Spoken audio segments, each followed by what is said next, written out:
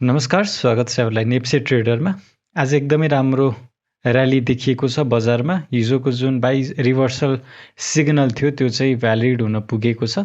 आज चाहिँ 29.47 पोइन्टले चाहिँ आज बजार बढेको छ, जुन चाहिँ 1.46% हुन आउँछ। आजको दिनमा 204 वटा कम्पनीको मूल्य बढेर गएको छ। 20 वटा कम्पनीको मूल्य आज पनि घटेको छ र 3 वटा कम्पनीको मूल्य भने जस्ताको त्यस्तै रहेको छ हिजोको तुलनामा। टप गेनरको कुरा यदि गर्छौँ भने केबिएसएच, जिआइबिएफ1, एलइसी, डोल्टी, एमकेएचसीमा चाहिँ टप गेनर यी कम्पनीहरू चाहिँ टप गेनरको लिस्टमा आउन सफल भएका छन्।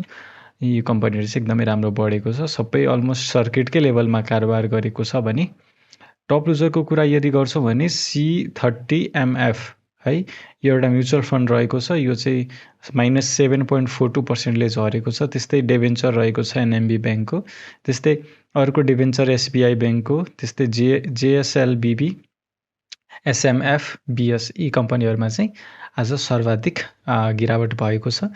टर्नओभर वाइज यदि हेर्छौँ भने जिसिआइएलमा चाहिँ आज एकदमै राम्रो टर्नओभर आएको छ है। गोराई सिमेन्टमा एकदमै उत्कृष्ट टर्नओभर है, एकदमै राम्रो मिठो टर्नओभर आएको छ।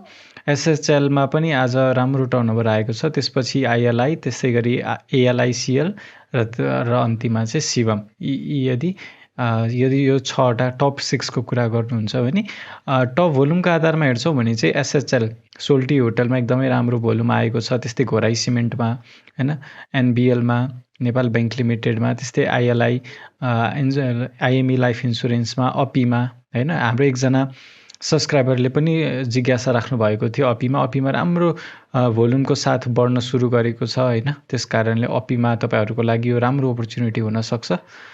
ट्रान्ज्याक्सन वाइज हेर्छौँ भने आइएलआई, जिसिआइएल, एनआरएम, एमइएल, एचएलआईमा चाहिँ राम्रो ट्रान्ज्याक्सन भएको छ। आज चाहिँ टर्नओभर र भोल्युम दुईटैले साथ दिएको छ है। आज चाहिँ 1.5 अर्बको चाहिँ आज टर्नओभर आएको छ बजारमा। आज 273 वटा कम्पनीहरूको कारोबार भएको छ। सेक्टर वाइज पनि हेरौँ के कस्तो छ स्थिति। ब्याङ्किङ इन्डेक्स हिजोकै तुलनात्मक वृद्धि मात्र भयो, 0.75%ले बढेको छ आज। डेभलपमेन्ट ब्याङ्क 1.14%ले बढेको छ। फाइनेन्स हिजोकै तुलनामा अलिकति कम, तर 1.95, झन्डै 2%को वृद्धि छ। होटल एन्ड टुरिज्म 1.21%ले बढेको छ। हाइड्रो पावर चाहिँ आज एकदमै उत्कृष्ट बढेर गएको छ 2.74%ले। अब यो पालिको र्यालीमा हाइड्रोले राम्रो गरोस् हैन, मेरो पनि इच्छा त्यही छ। हाइड्रो एकदमै बढ्न नसकेको सेक्टर भयो यो पालि सानो स्विङमा चाहिँ। अब हेरौँ यो स्विङमा चाहिँ अब हाइड्रोले के कस्तो पर्फर्म गर्छ। इन्भेस्टमेन्ट 1.52%ले बढेको छ। लाइफ इन्सुरेन्स 2.51ले बढेको छ। त्यस्तै micro finance 1.68, mutual fund 0.67, non life 2.16, other index 0.89, trading index भने 1.93%ले बढेर गएको छ। आज सबै सेक्टरहरू बढेकै छन् है। सबै सेक्टरहरू ग्रिन नै छ आज। सर्वाधिक वृद्धि हुनेमा चाहिँ लाइफ इन्सुरेन्स, हाइड्रो हैन, त्यस्तै नन लाइफमा चाहिँ एकदमै राम्रो र्याली आएको छ आज। अब टेक्निकली के कस्तो देखिन्छ त्यस विषयमा अलिकति कुराकानी गरौँ। टेक्निकली रूपमा चाहिँ बाइ सिग्नल आइसकेको छ है, जुन चाहिँ एकदमै कम चान्स हुन सक्ने त्यसको सम्भावनाको कुरा गरेका थियौँ। यो सर्ट टर्ममा हेर्नुहुन्छ भने एउटा प्यारलल च्यानल है, यो ट्रेन्ड लाइनमा बजार चलिरहेको थियो है। यसलाई चाहिँ बजारले ब्रेकआउट दिएको छ है। यसको प्यारलल च्यानल यदि हामी ड्र गर्छौँ भने चाहिँ एकचोटि यसको प्यारलल च्यानल नै ड्र गरौँ। प्यारलल च्यानल ड्र गर्दाखेरि चाहिँ ट्याक्कै बजार चाहिँ यही प्यारलल च्यानल यो ट्रेन्डलाई चाहिँ फलो गरेर बढिरहेको थियो, घटिरहेको थियो भनौँ हैन। सो यहाँनिर बढ्यो घट्यो, फेरि यसको मिडल ब्यान्डमा सपोर्ट लिएर यसलाई चाहिँ ब्रेकआउट दिएको छ। अब चाहिँ बाई गर्नको लागि राम्रो अपर्च्युनिटी हुनसक्छ। अब हामीले चाहिँ के भनेका थियौँ भन्दाखेरि यहाँ रिटेस्ट गर्न जान सक्छ, यहाँ पुगेर फेरि झर्छ होला भनेका थियौँ हैन। यदि हामीले अर्को सम्भावनाको कुरा पनि गरेका थियौँ। के भनेका थियौँ भन्दाखेरि यदि यसलाई ब्रेकआउट दिन्छ भने चाहिँ हामीले फेरि बाइङ गर्न सक्छौँ। र अर्को कुरा के पनि भनेको थिएँ भन्दाखेरि यतातिर यदि तपाईँहरूले सेल गर्नुभयो भने हुनसक्छ तपाईँले फेरि यही पोइन्टमा अथवा योभन्दा महँगोमा किन्ने अपर्च्युनिटी पनि आउन सक्छ। यदि माथि नै बेचिसक्नु भएको छ भने हो ठिकै छ, तल किन्नलाई रेडी बस्नु होला। अब अहिले सेल गर्न छुट्नु भएको छ भने चाहिँ यसलाई होल्ड गर्नु भनेको थिएँ। अब होल्डै गर्नुस्। अब बढ्न सुरु गरेपछि हामीले अब केही प्रफिट कमाएरै निस्किनु पर्ने हुन्छ है।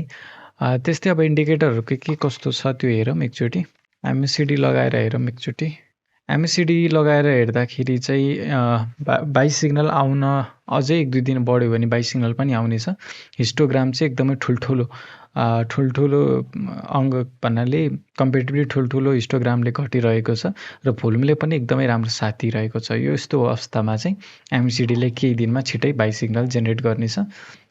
हामी अर्को इन्डिकेटर आरएसआई लगाएर पनि हेर्छौँ भने चाहिँ आरएसआई अहिले 40 लाई ब्रेकआउट दिएर 47 मा पुगेको छ। 50 कट्यो भने 50-60 कट्यो भने चाहिँ एउटा एकदमै फास्ट र्याली अथवा एकदमै पेसमा बजार जान सक्ने सम्भावना हुन्छ। त्यसै गरी हामी अर्को इन्डिकेटर बोलिङ्गर ब्यान्ड लगाएर हेर्छौँ भने हैन, बोलिङ्गर ब्यान्ड लगाएर हेर्दाखेरि अहिले यसको लागि रेजिस्टेन्स पहिलाको जुन हाई थियो है, जुन चाहिँ 2100 2090 तिर थियो, त्यसमा हुन सक्छ र त्यता लिएन भने पनि अलमोस्ट हामी त यो बोलिङ्गर ब्यान्डको मिडल ब्यान्डलाई पनि यसले रेजिस्टेन्सको रूपमा काम गर्न सक्छ। तर जुन र्यालीले अहिले बढ्न सुरु गरेको छ, भोल्युमले पनि साथ दिने यस्तो टाइपको नेचर बजारमा देखियो भने चाहिँ युजुअली यस्तो सानो तिनो यो रेजिस्टेन्सहरू चाहिँ सर्लक ब्रेक हुने चान्सेस रहन्छ। अब धेरै तलदेखि बढ्दै आएको भए चाहिँ बरु यो रेजिस्टेन्सले काम गर्न सक्थ्यो होला हैन, तर भर्खरै बढ्न सुरु गरेको छ। यो रेजिस्टेन्स चाहिँ अलि विक नै छ अहिलेको लागि, तर माथि जति जाँदै गर्छ त्यति नै रेजिस्टेन्सहरू चाहिँ स्ट्रङ हुने गर्छ है त। आजको दिनमा मैले तपाईहरुलाई अपीको चाहिँ आज मैले हेर्न सक्नुहुन्छ। मैले हिजो लाइभमा पनि एकजना हाम्रो भ्युअर, एकजना सब्सक्राइबरले चाहिँ हामीलाई सोध्नु भएको थियो अपीको बारेमा। सो अपीमा मैले राम्रै छ भनेको थिएँ। अझ हामीले यता यो रेन्जतिर पाए झनै म पनि किन्छु भनेर बसिरहेको थिएँ हैन, तर खासै अवसर नदिने पो हो कि जस्तो हामीले कुरा गरेका थियौँ है। 165-60 तिर आयो भने अझै थपाउला भनेको थिएँ मैले। तर यो पोइन्टमा पनि किन्नलाई एकदमै उत्कृष्ट छ भनेर मैले भनेको थिएँ। नभन्दै हेर्नुस्, आज राम्रो अङ्कले बढेको छ, राम्रो पर्सेन्टेजको वृद्धि छ यसमा। अहिले पनि इन्ट्री गर्दा हुन्छ है यसमा राम्रो स्विङ। झन् कम्तीमा पनि यसको पहिलो टार्गेट तपाईँको 192 हुन्छ हैन।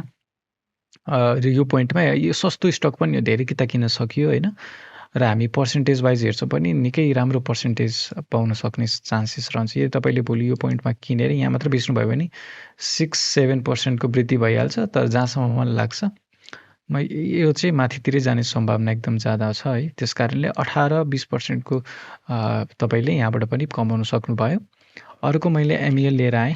एमइएलमा पनि राम्रो सम्भावना देखेको छु मैले। भर्खर यो बजार झरेर बढ्न सुरु गरेको अवस्थामा छ एमइएल, मोदी इनर्जी लिमिटेड। यसमा पनि राम्रो सम्भावना छ। यो आइपिओ आएदेखि खासै बढ्न सकेको थिएन है, एउटा सानो र्याली चाहिँ बिचमा आएको थियो घट्न सुरु भएदेखि। तर यो जुन एकुमुलेसन भयो त्यो लगानीकर्ताहरूले चाहिँ कमाउन पाएका छैनन्। त्यसकारणले अब एउटा राम्रो स्विङ आउन सक्ने सम्भावना छ। एकुमुलेसन फेज चाहिँ कटिसकेको छ है त। हस्ता आजलाई यति नै। भिडियो कस्तो लाग्यो, मन परेमा लाइक गरिदिनु होला। केही सर सुझाव छ भने चाहिँ कमेन्टमा बताइदिनु होला, र च्यानलमा नयाँ हुनुहुन्छ भने चाहिँ सब्सक्राइब गरिदिनु होला। हस्ता आजलाई यति नै। भोलिको भिडियोमा फेरि भेट्नेछौँ। धन्यवाद।